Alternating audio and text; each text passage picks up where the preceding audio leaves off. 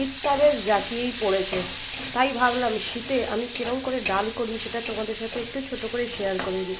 তোমাদের যদি ভালো লাগে তোমরা ট্রাই করে দেখতে পারো। সাধারণত আমরা সবাই প্রায় বাড়িতেই এরকম করে ডাল করে রাখি। প্রথমে শুকনো লঙ্কা আর জিরে ফোড়ন দিয়ে দিয়েছি, দিয়ে সব রকম সবজি, ফুলকপি, মটরশুঁটি, গাজর সব কেটে নিয়েছি। বিনসও আমি একটু ছোট্ট ছোট্ট করে অল্প করে দিয়েছি। দিয়ে ডালটাকে তো আমি অলরেডি সেদ্ধ করে রেখেই দিয়েছিলাম। কি বলো তো, এই সব সবজি দিয়ে ডাল করলে ডালটা বেশ বাড়ির সবাই খেয়ে নেয়, আর না হলে ডাল ডালের মতনই থাকে। পরের দিন আবার সেটাকে ফ্রিজ থেকে বার করতে হয়।